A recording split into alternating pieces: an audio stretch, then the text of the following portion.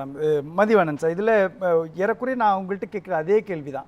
30 நாட்கள் கடுமையான பிரச்சாரத்தை எல்லா கட்சிகளும் முன்வைத்தாங்க. தாவேகாவினுடைய அந்த கடைசி பிரச்சாரம், சென்னை நந்தனத்தில் நடந்த அந்த பிரச்சாரத்தில் ஒரு கடுமையான விமர்சனத்தை திமுக, அதிமுக, பாஜக எல்லா கட்சிகளின் மேலும் வைத்தாங்க.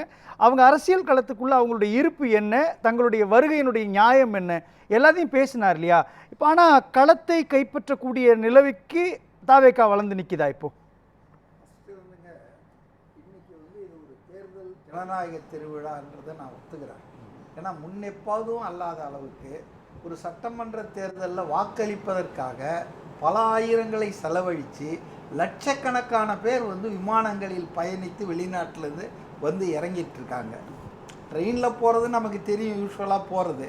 ஆனால் இன்றைக்கி வெளிநாடுகளில் வாழக்கூடிய தமிழ் மக்கள் லட்சக்கணக்கில் இன்றைக்கி வந்துட்டுருக்காங்க. இதுவே ஒரு மிகப்பெரிய திருவிழா மென்டாலிட்டியை தான் நமக்கு காட்டுது. அதே போல் சார் சொன்னார் 4 முனை போட்டி, அதெல்லாம் ஒன்றுமே கிடையாதுங்க. நமக்கே தெரியுது 3 முனை போட்டி தாங்க. தமிழ்நாட்டின் வரலாற்றில், தேர்தல் வரலாற்றில் இருதுருவ அரசியல் தான் இருந்துருக்குங்க. நிறைய அணிகள் இருக்கும், ஆனால் real fight is between DMK and ADMK தான் இதுகாரும் இருந்திருக்கிறது.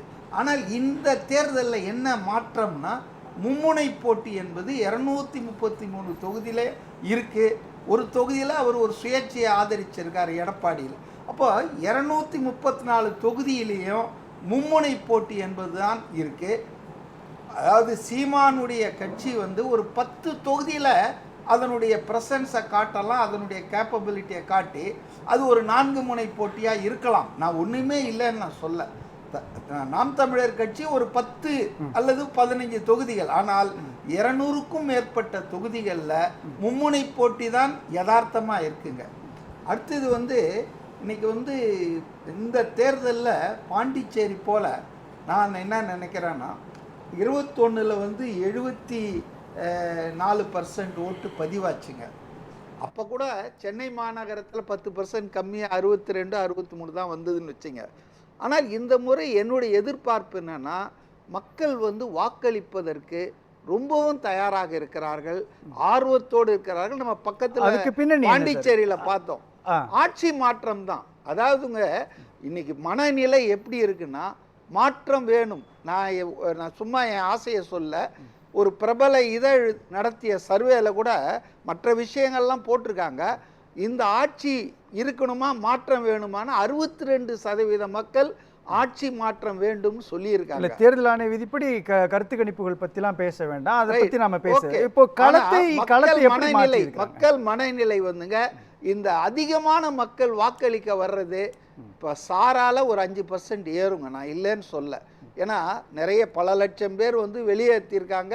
அதனால் இன்னைக்கு 5,73,00,000 தான் வாக்காளர்களாக இருக்குது.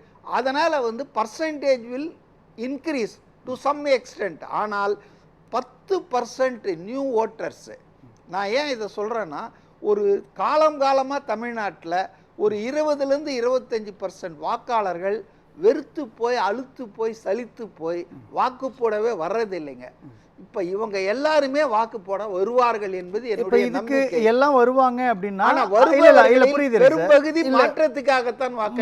சார், இப்போ எனக்கு இதுக்கான ஜஸ்டிஃபிகேஷன் ஒன்று இருக்கு இல்லையா? இவ்வளோ பேர் வெளிநாடுகளிலிருந்து வராங்க, ஜனநாயக திருவிழாவுக்காகவும் தங்களுடைய ஜனநாயக கடமை ஆற்றுவதற்காக வராங்க இல்லையா? இப்போ அவங்க குறிப்பிட்ட கட்சியின் மாற்றத்திற்காகத்தான் வராங்கன்னு நம்ம எப்படி அறுதிட்டு சொல்ல முடியும்? அவங்க இன்னொரு பக்கத்தினுடைய நியாயத்துக்காகவும் வரலாம் இல்லையா? கடந்த காலங்களில் இப்படி நடந்தது இல்லைங்க. அதாவது இன்னைக்கு நியூ ஃபேக்டர், எக்ஸ் ஃபேக்டர்னு பத்திரிகையாளர்லாம் சொல்கிறாங்க. பல மூத்த பத்திரிகையாளர்கள் என்ன சொல்கிறாங்கன்னா, முதல் தடவையாக தமிழ்நாட்டின் தேர்தலை நாங்கள் கணிக்க முடியல, இது அன்பிரிடிக்டபிளாக இருக்குது, இதுக்கு காரணம் எக்ஸ் ஃபேக்டராக விஜய் வந்திருக்கிறது தான் அப்படின்னு தெளிவாக சொல்கிறாங்க. விஜய் நம்ம ஒருத்தர் விரும்புகிறாங்களோ விரும்பலையோங்க, he has become a key factor in today's Tamil Nadu எலெக்ஷனுங்க. அதனால அவரை வந்து புறந்தள்ளிட்டு அவரை வந்து ஒதுக்கி வைத்து விட்டு இந்த சட்டமன்ற தேர்தலை யாராலும் பார்க்க முடியாது. அதாவது இல்ல நான் ஒதுக்கவே இல்லையா, அது வந்து 8 விழுக்காடு நாடாளுமன்ற தேர்தலுங்க. அதை போட்டு குழப்பிக்க வேணாம். அவர் கிராஜுவலா வளர்ந்திருக்காரு சார், வளர்ந்திருக்காரு.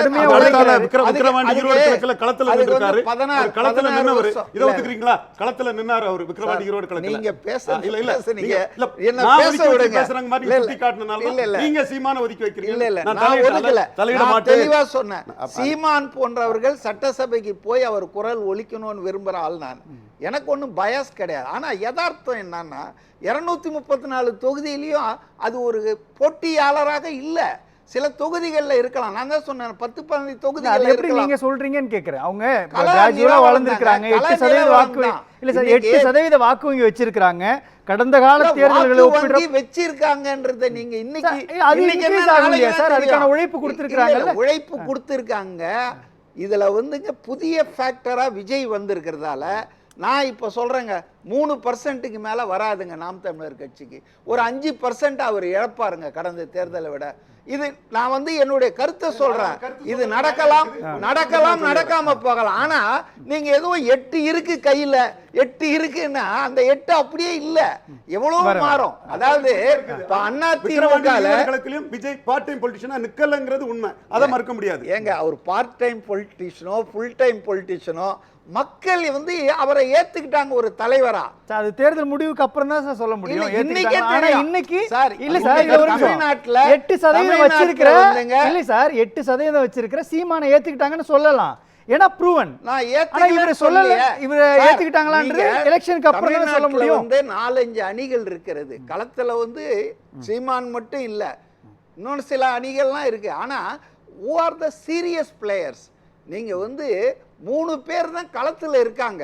அதனால வந்து நம்ம யாரையும் வந்து குறைச்சு புரியுது சார். இப்போ இந்த 30 நாள் பிரச்சாரத்துல திமுக அதிமுகவை பீட் பண்றாரு அல்லது மாற்றத்தை உருவாக்குவதற்கான நம்பிக்கையை விதிச்சிட்டாருன்னு 2 காரணிகளை சொல்லுங்களேன். நீங்க வந்து இந்த பிரச்சாரம் தான் வந்து 5 வருஷ விஷயத்தை அதான் நீங்க எந்த அளவுக்கு சிம்பிளிஃபை பண்றீங்கன்னா, எல்லா வேலையும் பண்ணி விட்டுட்டு எல்லா அக்கிரமும் அராஜகமும் பண்ணிட்டு கடைசி 30 நாள் ஓடி ஆடி வேலை செஞ்சோம்னா அப்படியே 10,000 கொடுக்குறேன், 8,000 கொடுக்குறேன், டோக்கன் கொடுக்குறேன்னு பேப்பர்களில் 4 நாளாக முழு பக்க விளம்பரம் போட்டால் மக்கள் நாங்கள் முட்டாளுங்களாங்க. நீங்கள் வந்து ரொம்ப சிம்பிளிஃபை பண்ணுறீங்க. 30 நாள் உழைத்தார்கள், உழைத்தா இன்னைக்கு வடை சுடுறாங்க. 30 நாள் சார் நான் வெளியில வந்து நிக்கணும் இல்லையா சார்? நான் வெளியில வந்து நின்னு உங்களுக்காக பேசி வெளியே வாங்க சார். இப்ப வெளியே வந்தோம்னா மதியானம் சார் क्वेश्चन இல்ல, மதியானம் ரொம்ப क्वेश्चन எளிமையானது சார். இந்த இடத்துல திமுகவினுடைய ஆட்சியினுடைய அவலம்னு ஒரு அரசியல் அமைப்பு கட்டப்பட்டாலும் கூட அந்த இடத்தை கைப்பற்றுவதற்காக அதிமுகவும் போராடுது, நாம் தமிழர் கட்சி போராடுது, தாவேகா போராடுது. அப்படின்றப்போ அந்த இடத்துல தாவேகாவுக்கு தான் அது போகும்னு எந்த நம்பிக்கையில சொல்றீங்கன்னு கேட்கிறேன். எந்த நம்பிக்கைனா அவருக்கு தாங்க மக்கள் செல்வாக்கு இருக்கு. இன்னைக்கு அவர் சொன்ன மாதிரி எடப்பாடியின் ஆளுமை வந்து ரொம்ப குறைஞ்சு போச்சுங்க. அதிமுக பலவீனப்பட்டிருக்கு, அது மேலும் பலவீனப்படும் என்பதுதான் என்னை போன்றவர்களுடைய எண்ணம். ஏன்னா இது அந்த கட்சி வந்து பாஜகவோட சேர்ந்தப்பவே ஒரு 20-25% சிறுபான்மை ஓட்டுகளை இழந்து விட்டது. அது இல்லாம இன்னைக்கு வந்து அவர் சொன்னார் பாருங்க, பாமக எடப்பாடி பழனிசாமி ஆளுமையை இழந்துட்டார் அப்படின்னா ஆளுமையை விஜய் எங்க உயர்த்திட்டார்? நீங்க ஆளுமைனா அவர் ஒண்ணும் இது வரைக்கும் அந்த பதவியில இல்ல. ஒருத்தவங்க நீங்க ஒரு தலைவரை இல்ல சார், ஒரு தலைவரை நீங்க ஆளுமை இழந்துட்டாரு சொல்றீங்கன்னா அவர் அந்த கட்சியில அவர் கட்சியில தன் ஆளுமையை வச்சிருக்காருங்க. அதிகாரத்துக்கு வந்த பிறகுதான் அவருடைய ஆளுமை எப்படி முதலமைச்சரா அவர் எப்படி செயல்படுறாரு 4 வருஷம் நிரூபிச்சிருக்கிறார் சார். ஒரே ஒரு கேள்விதான் சார், இபிஎஸ் ஆளுமையை இழந்துட்டார் அப்படின்னா விஜய் ஆளுமை எங்க உயர்த்திட்டாரு? கரூர்ல ஸ்ட்ரெயிட்டா சொல்லியிருக்கணும் இல்லையா, வந்து பேசியிருக்கணும் இல்லையா, பல விஷயங்கள்ல ஸ்ட்ரெயிட் போல்டா வந்து நின்றுட்டு இருக்குல்ல. ஜனநாயகன் விஷயத்துல என்ன காரணம்னு அவர் சொல்லவே இல்லையே. அவரை விட துணிச்சலா இன்னைக்கு தமிழ்நாட்டில் மாநில ஆட்சியும் மத்திய ஆட்சியும் எதிர்க்கிற ஒரு அரசியல் தலைவர் இல்லைங்க. எல்லாம் காம்ப்ரமைஸ் கள்ள உறவு பண்ணிட்டு இருக்காங்க. அதனால நீங்க அவருக்கு துணிச்சல் இல்லைன்னா கரூரை பத்தி பேசணும்னா பேசலாம். என்ன நடந்ததுன்னு உங்களுக்கே தெரியும். போலீஸ் வந்து அவரை நீங்க உடனே இந்த இடத்த விட்டு போங்கன்னு சொல்லி அனுமதிச்சதால தான் அவர் போனார். அதனால விஜய் சொன்னாரா அப்படி? அது விசாரணை. ஆமா, விஜய் சொன்னாரா? யாருங்க? காவல்துறையினர் விஜய் என்ன கூட பக்கத்துல இருந்த ஆதவ் அர்ஜுனா சொன்னாரு, நிர்மல் குமார் சொன்னாரு. அப்போ விஜய் ஏங்க, சொல்லலன்னா நீங்க அவர் விஜய் ஆளுமை எல்லாத்துக்கும் இல்லைன்னு சார் சொல்லணும்னு அர்த்தம். நினைக்காதீங்க. சார், விஜய் சொல்லணும்னா ஏங்க, சார் அந்த அவர் கட்சியில ஆளுமையான இருக்கிற நபர். ஒரு நிர்வாகி சொல்றாருங்க. சார், விஜய் சொல்லணும் சார். ஏன்னா அப்படியெல்லாம் அப்படியே நீங்க சார் எதிர்பார்க்க சொல்ல முடியாது. முடியும். எல்லாத்துக்கும் உதயநிதி ஒரு சொல்லணும், லீடர் இல்ல சார், ஸ்டாலின் ஒரு சொல்லணும்னு லீடர்னா எதிர்பார்க்க தன்னை முடியாது. ப்ரூவ் பண்ணணும்ல. ஒரு லீடர்னா நான் ஆளுமையானவர். ஏங்க, அவர் இதான் லீடர்னு நடந்ததுன்னு அவர் ப்ரூவ் சொல்லணும் பண்ணதால இல்லையா சார்? தாங்க லட்சமா அவர் பின்னால போறாங்க. அவர் என்ன சொன்னாங்க, அவர் 8% தாண்ட மாட்டாரு, 234 கேண்டிடேட்டே இல்லைன்னாங்க. இப்ப இவர் சொல்றாரு செங்கோட்டையன் 50 கடன் கொடுத்தாருன்னு. கடன் கொடுத்ததாவே வச்சுக்கலாம். 234 தொகுதியில் நிறுத்தினார்ல திமுக. 75 வருஷ கட்சி ஓபிஎஸ் கடன் வாங்குது இல்ல, ஓபிஎஸ் வாங்குது இல்ல. போனாரு. ஓபிஎஸ் தான் சார் திமுகவுல இணைஞ்சிருக்காரு. ஏங்க சேர்த்துக்கிறீங்க சார்? ஜேசிபி நேத்து வரைக்கும் உங்களை திட்டினேன். இல்ல பிரேமலதாவை சேர்த்துக்கிறீங்க. யாரு வந்து கடன் வாங்காத ஆள் யாருங்க கொஞ்சம் சொல்லுங்க. அண்ணா திமுக அமைச்சர்கள் 8 பேர் இன்னைக்கு திமுகல கோலாச்சிட்டு இருக்காங்க. யார பார்த்து நீங்க கடன் வாங்குறாங்கன்னு சொல்றீங்க? மதுரையில நடந்த 2வது தாவேகாவினுடைய மாநில மாநாட்டுல பேசுறப்போ 234 தொகுதிகளிலும் விஜய் தான் நிக்கிறாருன்னு சொன்னார் இல்லையா? ஆமா, இப்போ அதான் நிலைமை. இப்போ அதான் தாவேகாவுடைய நிலைமை. நிர்வாகிகள் தானே 234 தொகுதியில நின்னு இருக்கணும். ஏன் சார் அதிமுகவுடைய அதெல்லாம் நீங்க क्वेश्चन பண்ண முடியாது. அது அவங்க கட்சியின் உள்விவகாரம். அதுதானே சார் ஆளுமை பண்பு. நீங்க அவர் கேண்டிடேட்டே நிறுத்த மாட்டார்னு சொன்னீங்க. அவருக்கு சிங்கிள் டிஜிட் ஓட்டு கூட வராது. நீங்க அவரே ஜெயிக்க மாட்டார். நீங்க அவர் இன்னைக்கு சவால் விடுறாரு எடப்பாடி. இல்ல சவால் சீமானை நான் குறைத்து மதிப்பிடவில்லை. அவரை இழிவா பேசல. இன்ஃபேக்ட் நான் சொன்னேன் அவருடைய குரல் சட்டமன்றத்துல ஒலிக்கணும்னு பேசினேன். எனக்கு ஒண்ணும் பயஸ் கிடையாது. ஆனால் பெரம்பூர்லயும் நிக்கிறாரு, திருச்சி கிழக்கிலையும் நிக்கிறாரு, 2 தொகுதியிலையும் அவர் ஜெயிக்க போறாரு. அதனால அவருக்கு துணிச்சல் இல்ல, அவருக்கு ஆளுமை இல்ல. ஆளுமை இல்ல, 2 ஆட்சியை எதிர்த்து போராட ஒரு ஆளுமையான தலைவர் நிரூபிச்சார்னா ஒரு தொகுதியில தானே நிக்கணும். அதுதான் சீமான் கேக்குறாரு. இல்ல அதுக்கு அவர் சொல்ற கருத்து, நான் நிறைய தோல்விகளை சந்திச்சிருக்கிறேன், மக்களுக்காக போராடிட்டு இருக்கிறேன், ஆனால் நான் ஒரு தொகுதியில தான் நிக்கிறேன். ஆளுமை மிக்க தலைவராக விஜய் இருந்தாருன்னா அவர் ஒரு தொகுதியில நின்று இருக்கணும். ஜெயலலிதா ஆளுமை மிக்க தலைவர் இல்லையா? 2 தொகுதியில் அவங்க நிக்கலையா? சட்டம் அனுமதிக்குதா இல்லையாங்க? அவர் என்ன சட்டத்துக்கு விரோதமா நின்னுட்டாரு? when the law permits him he is contesting. அதனால அது சார், அதாவது சுபேர் சார் பேசும்போது பல தவறான தகவல்கள் சொன்னார். நானே அப்ப தலையிடணும்னு நினைச்சேன், நீங்க எனக்கு அனுமதிக்கல. எம்ஜிஆர்னு விஜய் எப்பங்க தன்னை கிளைம் பண்ணிக்கிட்டாரு? பண்ணவே இல்ல, சும்மாவே அடிச்சு விடுறதுன்னு, அதுவும் பொது வேலையில எம்ஜிஆர் சிலைக்கு மாலை போட்டா நான் எம்ஜிஆர் போட மாட்டாருங்க. அவருக்கு பிடிச்ச தலைவருக்கு தானே அவரு போட முடியும்.